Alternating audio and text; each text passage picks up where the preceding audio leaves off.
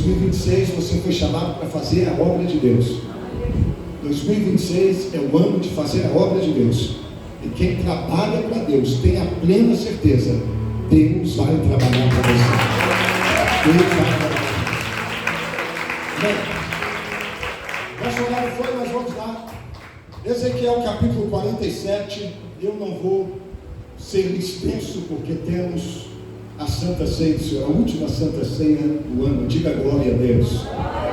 Ezequiel 47. Diga aleluia, senão Jesus vai embora. Ezequiel capítulo 47, versículo 1.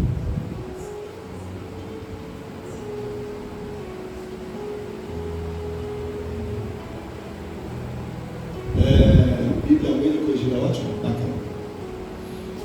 Estamos juntos, diz assim o texto. Quem puder ficar de pé, fique em reverência à palavra. Depois disso me fez voltar à entrada da casa, e eis que saíam umas águas debaixo do umbral da casa para o oriente, porque a face da casa olhava para o oriente, e as águas vinham de baixo, desde a banda direita da casa, da banda do sul do altar. E ele me tirou pelo caminho da porta do norte e me fez dar uma volta pelo caminho de fora, até a porta exterior, pelo caminho que olha para o oriente. Eis que corriam as águas desde a banda direita. E saiu aquele homem para o oriente, tendo na mão um cordel de medir. E mediu 1000 côvados, e me fez passar pelas águas, que me davam pelos arpeiros, ou pelos pés. E mediu mais 1000, e me fez passar pelas águas, águas que me davam nos joelhos. E mediu mais 1000, me fez passar pelas águas que me davam pelos lombos, ou cinturas.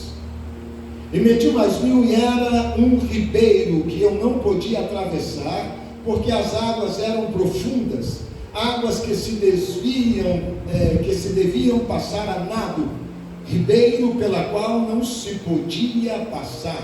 E me disse: filho, viste filho do homem?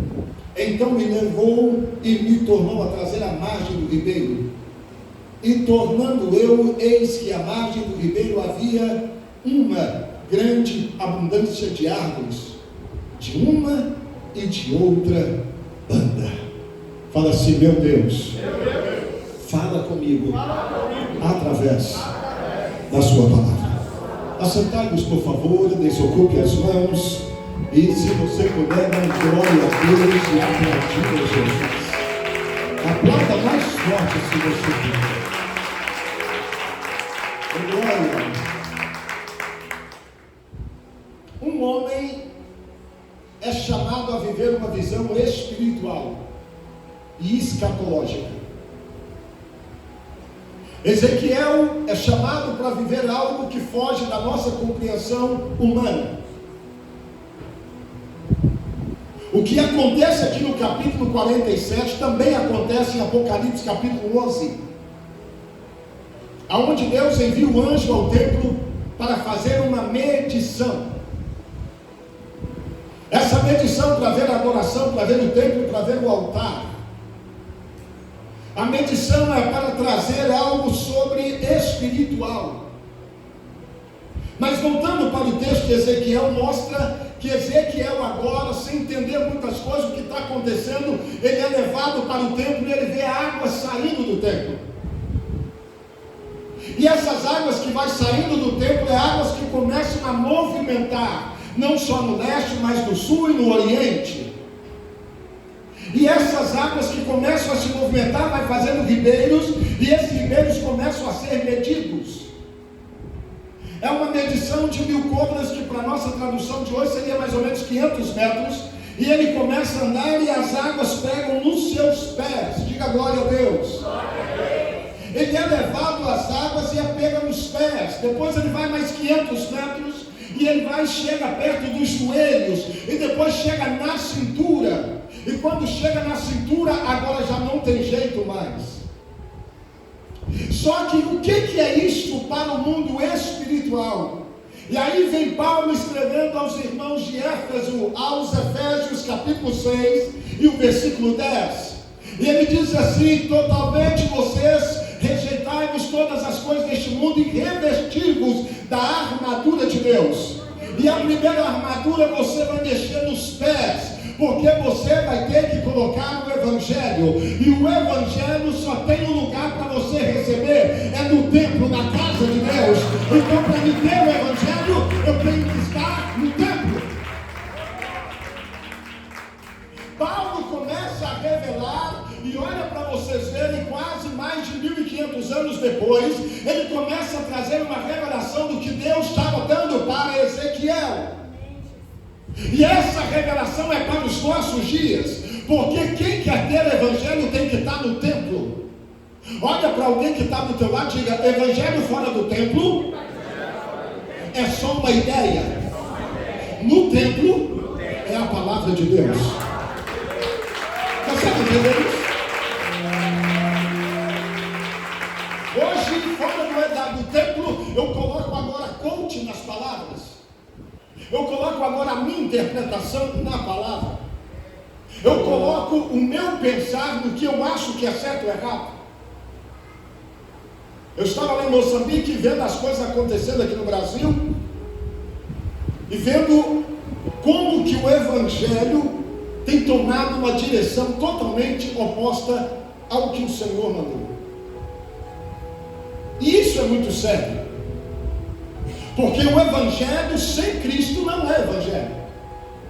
A palavra Evangelho significa boas novas. Boas novas só pode ser entregue com Cristo. Eu posso ter dinheiro, eu posso ter fama, eu posso ter sucesso, eu posso ser uma pessoa importante, mas se eu não tiver Jesus, isso é só balela. É uma coisa que tem, daqui a pouco vai acabar. As pessoas têm muito dinheiro e quando morrer não vai poder levar nem a roupa, porque se alguém for lá e tirar a roupa dele, ele nem vai saber. Então a coisa tem que ser o seguinte: eu preciso de Jesus, porque não é só aqui, mas é depois. A glória a Deus, e melhor isso aí.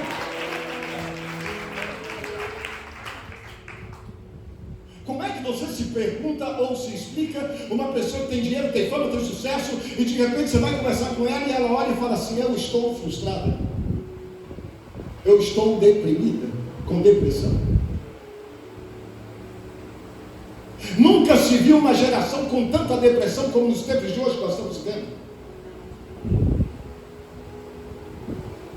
E a depressão é algo que vai aprisionando, aprisionando, aprisionando. Eu fiquei sabendo semana passada, uma senhora subiu aqui no prédio, aqui próximo aqui do centro, e foi lá e se matou com a criança dela, a outra fugiu. Como é que se explica isso? Como é que você explica uma pessoa está envolvida num relacionamento, a outra pessoa não quer, já que você não quer, você não vai ser de não vai ser de ninguém, vai lá e mata. Aí depois que mata, espera por isso para ser preso. Aí fizeram a passeata aí, feminicídio, não sei o que, e etc, etc. Não vai adiantar.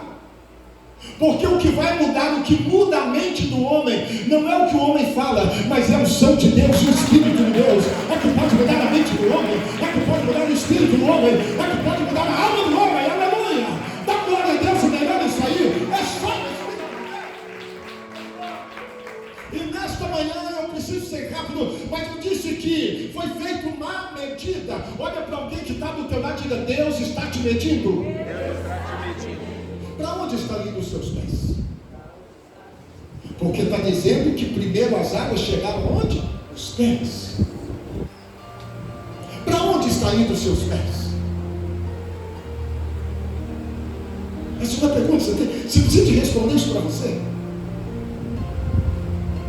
O pastor, o senhor sabe que é difícil, né? Eu tenho que trabalhar, eu tenho que fazer isso, eu tenho que fazer aquilo, mas se eu não cumprir o que está em Mateus capítulo 6, versículo 33, buscar primeiro o reino e a sua justiça, e todas as demais coisas, o quê? Você não vai acrescentar. Então meu pé primeiro tem que estar o quê? No templo. Porque se os meus pés não estiverem no templo, eu vou viver um redemoinho. Trabalho, e as coisas não vão virar. quantidade de comerciantes, de empresários que eu estou conversando aí, que as pessoas dizem assim, como vamos fazer? E agora? E aí a culpa é de Lula, a culpa é disso, a culpa é daquilo? Não, a pessoa quando afasta de Deus, a coisa começa a complicar. Quando eu volto para o material, irmãos, ele se consome, ele se acaba.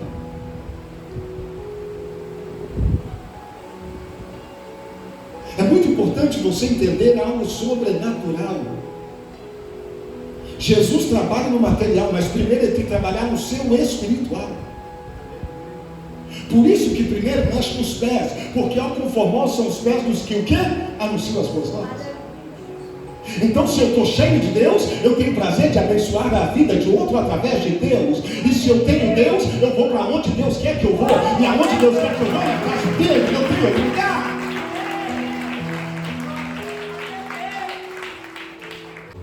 Nunca se viu tanta música que vem destruindo a alma das pessoas. E não é só música secular não, viu, irmãos? Música evangélica. Cristãos que estão cantando música evangélica, que vem da música levar a adorar a Deus, a música vai te deprimindo. Virou uma coisa sem sentido.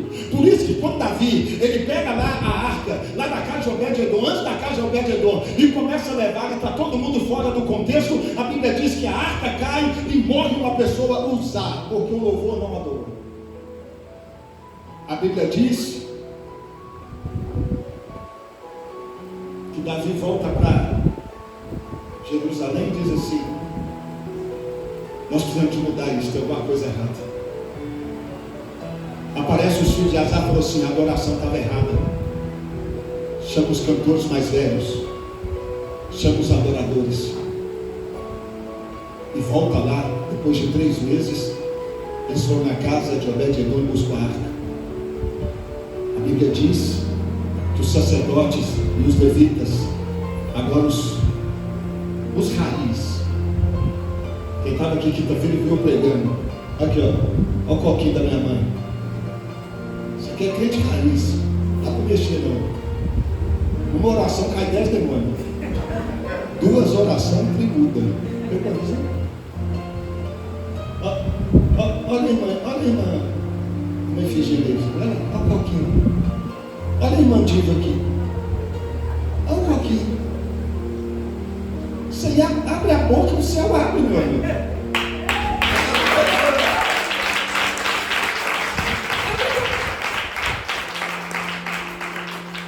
Por isso que no céu, quem está lá no trono é quem? 24 nações. Olha o que alguém cantando lá, diga: é melhor ouvir o Senhor. Fala mais forte, melhor ouvir o Senhor. Primeiro mede, então, lá os pés. O Evangelho. Aí vai para o joelho. Olha para alguém para teu lado e diz: joelho. Joelho significa adoração e humilhação. Então a água que estava lá no templo, ela veio até os joelhos para mostrar para mim e para você: você tem que descer para Deus te exaltar. Você se humilha e Deus te exalta. Humilhação.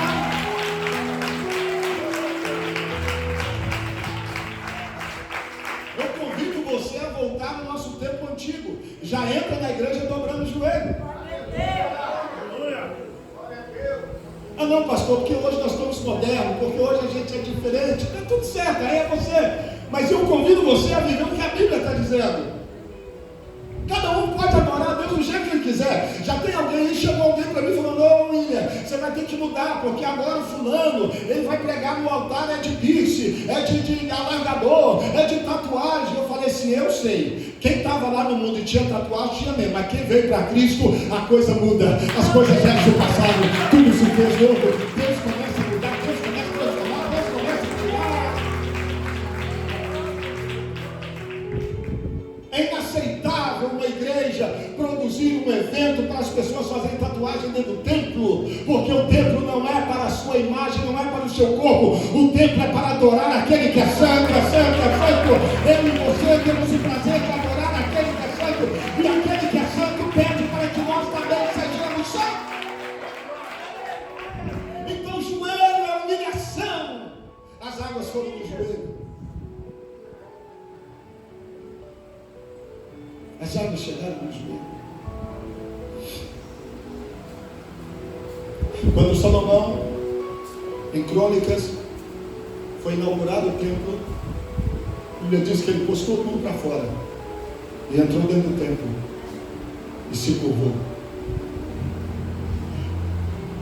Todos os arpistas, todos os tambores, tudo estava preparado.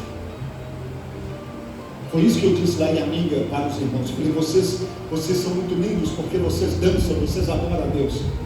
Mas antes de adorar a Deus, antes de louvar a Deus, antes de dançar, você tem que chamar a presença de Deus. E a única forma de chamar a presença de Deus é oração.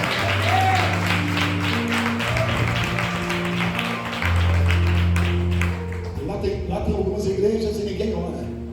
E todo mundo é festa. Eu falei, não, nós vamos orar.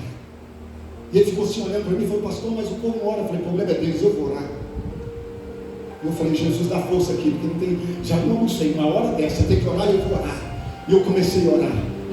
No meio do mato, irmãos. Uma casinha aqui, uma casinha ali, uma casinha ali. E as pessoas ficavam de longe só ouvindo orar. Ninguém chegava. Eu falei, Jesus, que luta é essa? E lá vai orando, lá vai orando. Eu falei, não, mas o teu Espírito vai vir através de nós. E começamos a orar, Depois que eu acabei de orar 30 minutos, aí as pessoas foram chegando, agora vamos adorar. E começamos a adorar. Ah, irmãos, que coisa linda que Deus fez. E eu entendi, eu prego, às vezes a gente prega, mas não vive. O dia que você vive, você entende por que você pregou. Então a adoração é importante, louvor é importante. Mas Salomão fez o seguinte: antes de nós louvarmos, eu vou chamar a presença de Deus aqui. Eu vou chamar Deus aqui. Eu vou chamar o Senhor. Eu vou começar a orar. Foi Salomão! Salomão ainda está na visão. Aí ele dobra os joelhos, por isso que é joelhos. E eu vi isso lá em Amiga. E eu já vi isso aqui também. Então os joelhos te levam você a humilhação e te levam você a buscar a presença de Deus. Mas tem uma outra medida, a medida agora da cintura. Olha para alguém que está do lado e diga: a cintura. É algo muito sério, porque olha para mim. Na cintura você tem as duas armas muito importantes.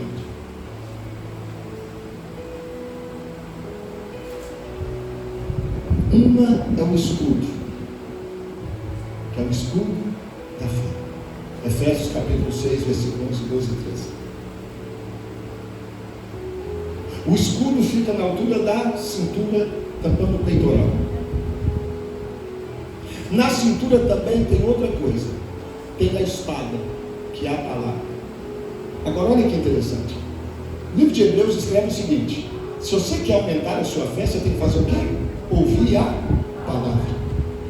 Então na cintura, que é onde que a água de Ezequiel foi, ela foi na cintura, tem o quê? Tem a fé, que é o escudo, e tem a espada, que é a palavra. Então para mim ter o escudo, eu preciso de fé. Para mim ter fé, eu preciso da espada, que é a palavra. Então se eu tenho a palavra, eu tenho fé. E aí eu tenho uma defesa. Aí eu tenho uma defesa. Aí olha para alguém que está do teu lado e diga assim: toda vez que o diabo te atacar, ele não vai conseguir. Porque você tem a fé. E você tem a palavra. Tem alguém que recebe isso aí? Em nome de Jesus, bate uma salva, glória a Deus.